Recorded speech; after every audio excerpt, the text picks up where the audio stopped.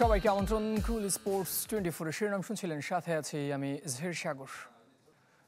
Test দলের অধিনায়কত্ব ছাড়ার গুঞ্জন উঠলেও তা নিয়ে আপাতত কথা বলতে চান না নাজমুল হোসেন শান্ত। তবে গল টেস্টে ড্র নিয়ে প্রশ্নের জবাব দিয়েছেন বাংলাদেশ অধিনায়ক। তার দাবি, কন্ডিশন আর অনভিজ্ঞ বোলিং লাইন আপের জন্য ঝুঁকি নিতে চায়নি বাংলাদেশ দল। আলোচনা তো এই টেস্টের আগে থেকেই হচ্ছে, আলোচনা হতে থাক। আমি এই বিষয়ে এই মুহূর্তে কোনো কমেন্ট করতে চাই না। মাঠ কিংবা মাঠের বাইরে আলোচনার কেন্দ্রে এখন নাজমুল হোসেন শান্ত। গলে ব্যাক টু ব্যাক সেঞ্চুরির পর এবার চর্চায় তার অধিনায়কত্ব ছাড়ার গুঞ্জন। তবে সিরিজ চলাকালে মুখ খুলতে নারাজ বাংলাদেশ কাপ্তান। এই মুহূর্তে আসলে এটা নিয়ে খুব বেশি কথা না বলাটাই ভালো। সবার কাছে একটা রিকোয়েস্ট থাকবে, এটা নিয়ে খুব বেশি মাতামাতি বা আলোচনা সমালোচনা দরকার নেই, কারণ খুব ইম্পর্টেন্ট একটা টেস্ট ম্যাচ। আমি আশা করব সবাই এই টেস্ট ম্যাচটা আমরা কিভাবে ভালো খেলতে পারি এটা নিয়ে যেন চিন্তা করি। লঙ্কানদের মাটিতে প্রথম টেস্ট ড্র করেও সমালোচিত টিম বাংলাদেশ। অনেকের চোখে জয়ের চেয়েও প্রাধান্য পেয়েছে ক্রিকেটারদের ব্যক্তিগত অর্জন, কিন্তু সে অভিযোগ আমলে নিচ্ছেন না শান্ত। উইকেটটা যেরকম ছিল, এই উইকেটে আমার মনে হয় না যে আসলে 50 ওভারের মধ্যে অল আউট করাটা সম্ভব হতো, বিকজ অফ আমাদের দেখেন মিরাজ খেলতে পারে না, আমাদের একটা এক্সপিরিয়েন্স বলারও খেলতে পারে না। সো স্বাভাবিকভাবে একটু ইনএক্সপিরিয়েন্স বোলিং অ্যাটাক ছিল। সো ওই রিস্কটা আমরা নিতে পারি নাই। বাট এভাবে আসলে ইন্ডিভিজুয়াল মাইলস্টোনের জন্য এই টিমে কেউই খেলে নাই। শুধুমাত্র কন্ডিশনের কারণে আমরা ওই রিস্কটা নিতে পারি না। বাট বৃষ্টি যদি না হতো হয়তো আমরা ডিফারেন্ট প্ল্যানে যেতাম।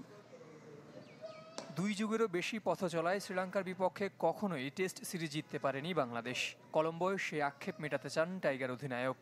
সাহস আর আত্মবিশ্বাসের রসদ যোগাচ্ছে অসুস্থতা কাটিয়ে মেহেদী মিরাজের প্রত্যাবর্তন। মিরাজ কিন্তু খুব গুরুত্বপূর্ণ একজন প্লেয়ার আমাদের টিমের জন্য, কারণ ব্যাটিং এবং বোলিং যেভাবে কন্ট্রিবিউট করে প্রত্যেকটা ম্যাচে কিন্তু ইম্প্যাক্টফুল ব্যাটিং এ ইনিংস থাকে এবং বোলিং এ ইম্প্যাক্টফুল বোলিং থাকে। সো ও আসাতে অবশ্যই টিমের ব্যালেন্সটা আর একটু ভালো হবে। শেষ টেস্টের একাদশে মিরাজ ফিরলে বাদ পড়তে পারেন ব্যাট হাতে ব্যর্থ এনামুল হক বিজয়। অন্যথায় বল হাতে সফল হয়েও কপাল পুড়তে পারে নাইম হাসানের। জহির সাগর, চ্যানেল 24। স্কোয়াডে 2 পরিবর্তন এনে বাংলাদেশের বিপক্ষে দ্বিতীয় টেস্টের জন্য দল ঘোষণা করেছে শ্রীলঙ্কা। গল টেস্ট দিয়ে লাল বলের ক্রিকেটকে বিদায় জানিয়েছেন অ্যাঞ্জেলো ম্যাথিউস। এছাড়া স্কোয়াডে জায়গা হারিয়েছেন মিলানে রত্নানায়ক। দুজনের পরিবর্তে দলে জায়গা করে নিয়েছেন স্পিন অলরাউন্ডার দিনুথ ভিল্লালাগে ও পেসার বিশ্ব ফার্নান্দো। সিংহলী স্পোর্টস ক্লাব মাঠে সিরিজের দ্বিতীয় ও শেষ টেস্ট আগামী 25 জুন কলম্বোতে মুখোমুখি হবে দু দল। এদিকে শ্রীলঙ্কার বিপক্ষে ওয়ানডে সিরিজের জন্য 16 সদস্যের দল ঘোষণা করেছে বিসিবি। 2 বছর পর জাতীয় দলে নাইম শেখ। তবে ফর্মে থাকা নুরুল হাসানের জায়গা হয়নি স্কোয়াডে। মোসাদ্দেক হোসেন সৈকতকে না রাখা নিয়ে অদ্ভুত ব্যাখ্যা দিয়েছেন প্রধান নির্বাচক। চট্টগ্রামে সাদা বলের ক্রিকেটারদের প্রস্তুতি ম্যাচের আগেই ঢাকায় ওয়ানডে স্কোয়াড ঘোষণা নির্বাচকদের। এমডি মেহেদী হাসান মিরাজ ক্যাপ্টেন। 16 জনের স্কোয়াডে চমক নেই, তবে প্রশ্ন আছে অনেক। লিটন দাস ও শামীম পাটোয়ারি ফিরেছেন। কখনো ওয়ানডে না খেলা তানভীরও সুযোগ পেয়েছেন। বাদ পড়েছেন নাসুম আহমেদ, সৌম্য সরকার। 2 বছর পর দলে জায়গা পেয়েছেন নাইম শেখ। ঘরোয়া ক্রিকেটে ধারাবাহিক পারফরমেন্সকে মূল্যায়ন করেছেন নির্বাচক প্যানেল। যদিও নিউজিল্যান্ডের বিপক্ষে এ দলের সিরিজে ব্যাট হাতে ব্যর্থ ছিলেন এই বাঁহাতি ওপেনার। ডোমেস্টিকের যে বোলিং অ্যাটাক হয় তার সঙ্গে ইন্টারন্যাশনাল বোলিং অ্যাটাকের ফারাক আছে। তো সেটা তার জন্য একটা ছোটখাটো একটা চ্যালেঞ্জ আমি বলবো, যে তার অপরচুনিটি যখন আসবেন তিনি সেটাকে মানে সেভাবে নিজেকে উজাড় করে দিবেন। নাইম শেখের মতো ঘরোয়া ক্রিকেটের ধারাবাহিক ছিলেন নুরুল হাসান সোহানো। মাহমুদুল্লাহর অবসরের পর 6 বা 7 নম্বরে হতে পারতেন বিকল্প। সোহান ফর্মের তুঙ্গে স্বীকার করেছেন প্রধান নির্বাচকও স্কোয়াডে না রাখার যৌক্তিক ব্যাখ্যা দিতে পারেননি। তিনি তার এক্সপিরিয়েন্স এবং ফর্মের তুঙ্গে আছেন এবং আই হোপ নিয়ার ফিউচার তাকে হয়তো আমরা কাউকে শুধু দলে নিতে চাই না, কিছু কিছু ক্ষেত্রে আমরা চাই যে তারা যেন 11 জনে খেলতে পারে। গুঞ্জন আছে সোহান ও সৌম্যকে স্কোয়াডে না রাখার আরও একটি কারণ গ্লোবাল সুপার লিগ। 10 জুলাই থেকে এ ফ্র্যাঞ্চাইজি টুর্নামেন্ট খেলবে রংপুর রাইডার্স। শিরোপা ধরে রাখার মিশনে তাদের সহযোগিতা করছে বিসিবি। সংবাদ সম্মেলনে অল্প বিস্তর বিতর্ক উস্কে দিয়েছেন প্রধান নির্বাচক। মোসাদ্দেকের সুযোগ না পাওয়ার বড় কারণ হিসেবে দাঁড় করিয়েছেন মেহেদী মিরাজকে। যতক্ষণ মেহেদী হাসান মিরাজ আছে মোসাদ্দেকের কোনো সুযোগ নেই। এটা খুব কোনো জিনিস খুব স্পষ্টভাবে হওয়া উচিত। জাস্ট আপনারা বুঝে অনেক সময় না বোঝার ভান করে কথা বলেন অনেক সময়।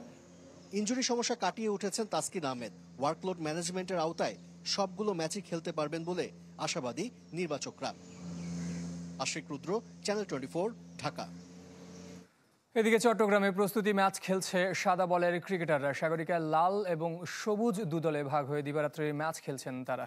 আগে ব্যাট করতে নেমে 50 করেছেন সবুজ দলের সৌম্য সরকার ও পারভেজ হোসেন ইমন। পুরোপুরি ফিট নয় সৌম্য, নির্বাচকদের এমন দাবির পর 51 বলে 55 রানের ইনিংস খেলেছেন তিনি।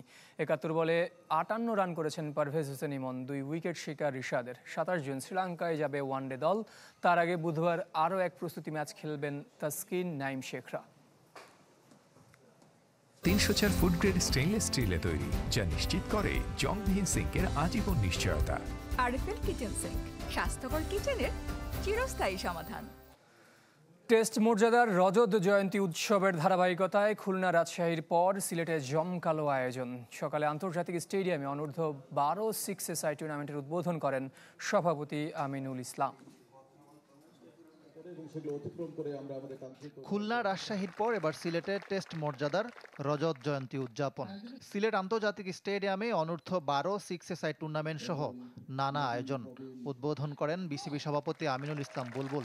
সিলেট বিভাগীয় কমিশনার সহ ক্রীড়া সংস্থার কর্মকর্তারাও এই সময় উপস্থিত ছিলেন। টেস্ট মর্যাদা প্রাপ্তির 25 বছর উদযাপনের কারণ ক্রিকেটের বিকেন্দ্রীকরণ।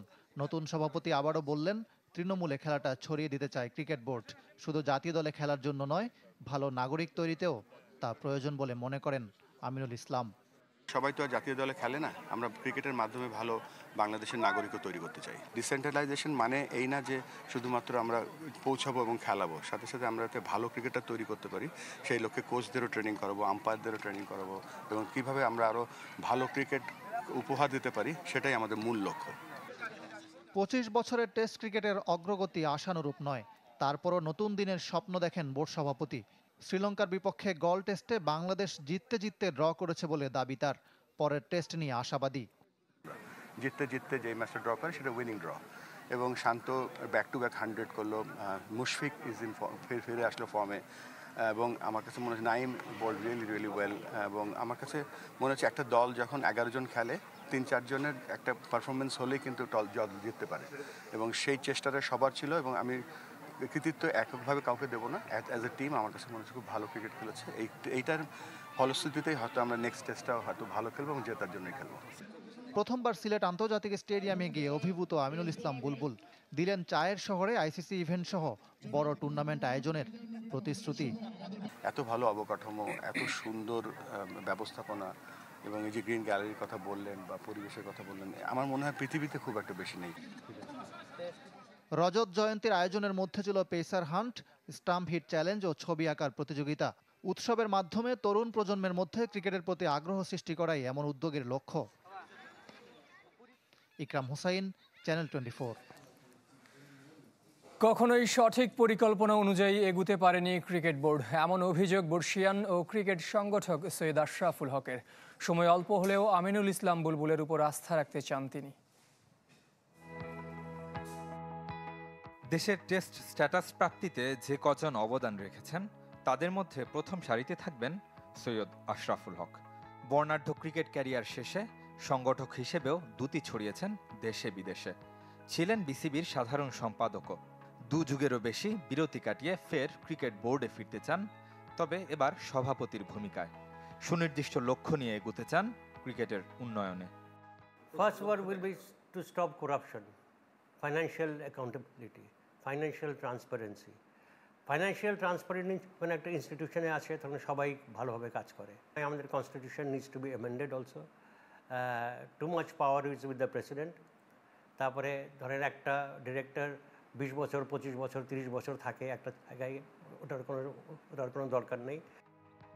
আন্তর্জাতিক ক্রিকেটের পথ চলায় কখনোই নিজেদের পরাশক্তি হিসেবে মেলে ধরতে পারেনি বাংলাদেশ। পরিকল্পনার অভাবে অনেক ক্ষেত্রে হেঁটেছে উল্টো পথে, হয়েছে অবনমন। এই ক্রিকেট সংগঠকের অভিযোগের তীর বোর্ডের দিকে। তো আমাদের কোনো, আই ডোন্ট থিঙ্ক আমাদের ওইভাবে কোনো স্ট্র্যাটেজিক প্ল্যান আছে। আমাদের কোনো অ্যাকশন প্ল্যানও নাই, যে প্ল্যানটা করলেই হবে না যে আমি ওখানে আমার টিম নিয়ে আমি দেখতে চাই নাম্বার 6 পজিশনে আফটার 6 ইয়ার্স or 7 ইয়ার্স। ওই 6 পজিশনে যাবো কেমন করে ওটারও একটা প্ল্যান করা লাগে, ওই রাস্তাটা আর কি, রোড ম্যাপ করা লাগবে আর কি ওটারও। তো এগুলো আমাদের দেশে এখনো হয়নি। অফকোর্স এটা বোর্ডের তো দায়িত্ব আছেই, because board is the one who runs ইট।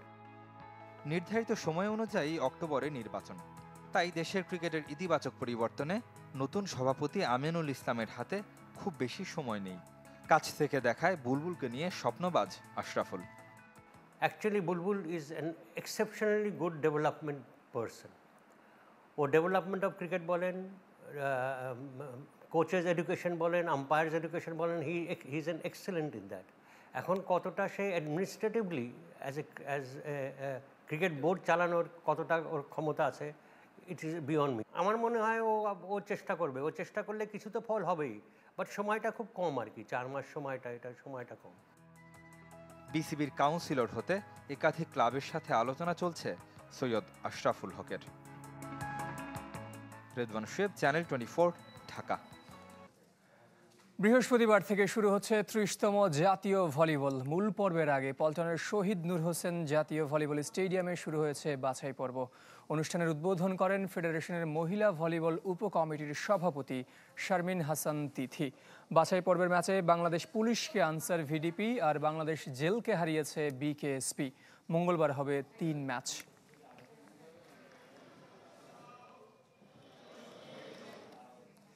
এই ছিল কুল স্পোর্টস 24-এর এখনকার আয়োজনে। সঙ্গে থাকার জন্য সবাইকে ধন্যবাদ।